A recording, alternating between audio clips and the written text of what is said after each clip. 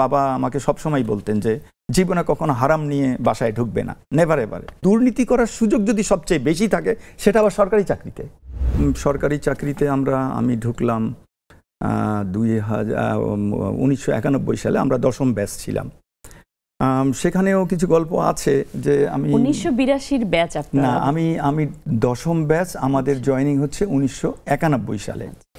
তো 91 সালে জয়েনিং, এবং আমি মাস্টার্স করার পরে কিছুদিন ব্যবসা করেছিলাম, একটু লেটে চাকরিতে ঢুকেছি। তো এটা ব্যবসা করার পর্যায়ে বুঝলাম এক সময় যে না, এই ব্যবসা আমার দ্বারা সম্ভব নয়। এটার কিছু কারণ ছিল, এবং যে তখন থেকে ইন্টিগ্রিটির যে ব্যাপারটা, যে ব্যবসা করতে গেলেও দেখা যায় যে অনেক অনিয়ম বা অনেক অন্যায়, এবং পদে পদে টাকা দিতে হয়, ঘুষ দিতে হয়, সব জায়গাতেই যে সমস্যাগুলি কিন্তু তখন থেকেই দেখেছি। তো এবং সিদ্ধান্তটা আসলে তখনই নেই যে না, এটা সম্ভব নয়।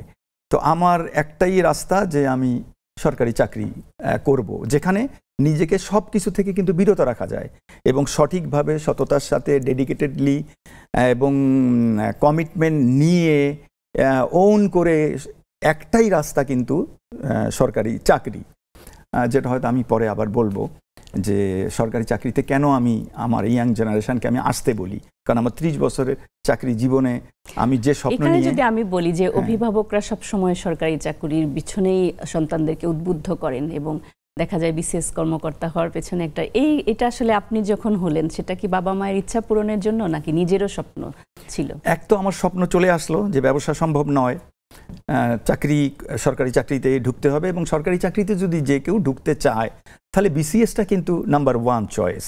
এটা বাবা মার বলেন বা আত্মীয় স্বজন বলেন বা ক্যান্ডিডেট তার নিজেরই হোক।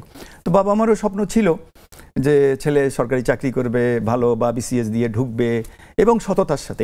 এই বাবা মা আমাকে সবসময় কিন্তু এই জিনিসটা গাইড করেছেন যে সততার সাথে। এবং আমি জয়েন করার পর বা জয়েন করার আগে বাবা আমাকে সবসময় বলতেন যে জীবনে কখনো হারাম নিয়ে বাসায় ঢুকবে না, never ever in your life, কখনো এই কাজটা করবে না। তো আমি ডেডিকেটেডলি এবং ওন করেছি, এবং সততা বা সেই ইন্টিগ্রিটিটা ছিল যে হ্যাঁ আমি পারবো, এভাবে করা সম্ভব।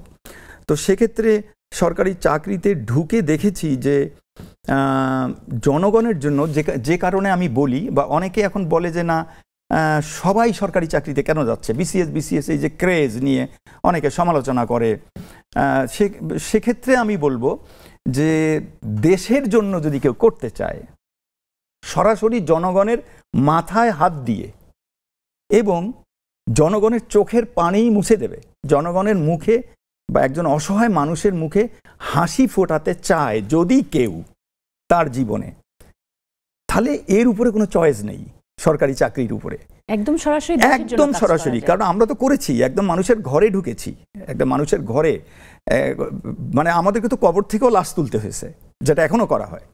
তো একেবারে ফিল্ডের প্রত্যন্ত অঞ্চলে, সেখানে আবার কথা আছে যে সরকার যদি জনগণের সার্ভিস দিতে চায় সরাসরি কেউ, যে একদম যে কথাগুলো বললাম যে একেবারে তার মুখে হাসি ফোটাবে, সেখানে 2টা ক্যাডার আছে, যেটা আমার ব্যক্তিগত অভিমত। সেটা এক হচ্ছে নাম্বার 1 হচ্ছে অ্যাডমিন, সেকেন্ড হচ্ছে পুলিশ।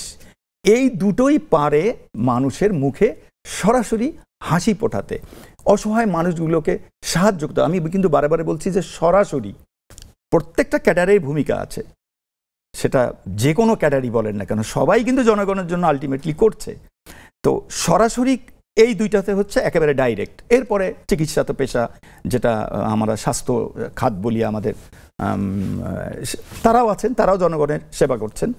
তো এই জন্যই বলি যে বিসিএসটা তাদের জন্য বেটার, এবং তাদের আসা উচিত যারা এই কাঙ্ক্ষিত স্বপ্নটা পূরণ করতে পারবে মানুষের এবং নিজের সততার সাথে। কারণ দুর্নীতির অবকাশ কিন্তু সবচেয়ে বেশি আবার মানে বিপরীত পাশে, মুদ্রার মুদ্রার এপিঠ এবং ওপিঠ। এখানে দুর্নীতি করার সুযোগ যদি সবচেয়ে বেশি থাকে সেটা আবার সরকারি চাকরিতে, একদম A to Z।